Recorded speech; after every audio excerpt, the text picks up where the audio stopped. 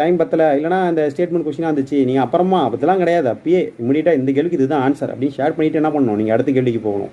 அதுதான் வந்து நல்லது. அதாவது முடிச்சிக்கணும். இல்லை அடுத்த கேள்வி நீங்கள் 160வது கேள்வியை விட்டுட்டு 161க்கு நீங்கள் போகும்போது கூட உங்கள் மைண்ட் 160 ஓட்டிக்கிட்டு இருக்கும். அதெல்லாம் தேவையே இல்லாதது. அந்த கேள்வி ரைட்டோ தப்போ இதுதான் என் ஆன்சர், அவ்வளோதான். ஷேர் பண்ணிவிட்டு அடுத்த கேள்விக்கு போயிடணும். அப்படி போயிட்டீங்கன்னா என்ன ஆகாது அப்படின்னா உங்களுக்கு டைம் வந்து ரொம்ப அதிகம் வேஸ்ட் ஆகாது. இல்லை பின்னாடி தெரிஞ்ச கேள்வி இருக்கும், கடைசி 4-5 கேள்வி. சில சமயம்லாம் பார்த்தீங்கன்னா ஆர்டிகல் 14 என்ன அப்படின்னு சொல்லி 200வது கேள்வியாக இருக்கும். அப்போ நம்ம டைமே இருக்காது. நம்ம ஏதோ ஒன்று 4-5 கேள்வி, கடைசி 4-5 கேள்வி என்ன பண்ணுவோம், ஷேர் பண்ணுவோம். இல்லைனா சின்ன சின்ன கணக்காக இருக்கும், சிம்பிள் கணக்காக இருக்கும், போட்டு பார்க்க நேரம் இல்லாமல் ஏதோ ஒன்று ஷேர் பண்ணுவோம். அதெல்லாம் நம்ம என்ன பண்ணிடணும், கம்ப்ளீட்டாக அவாய்ட் பண்ணிடணும். அப்போ ஒரே ஒரு 2 ஐடியா. ஒன்று என்ன பண்ணணும் அப்படின்னா சிலபஸை கம்ப்ளீட்டாக எங்கெங்கே இருக்குன்னு தேடி படிக்கணும். 2வது கொஷின் எங்கெங்கெல்லாம் வந்திருக்குது.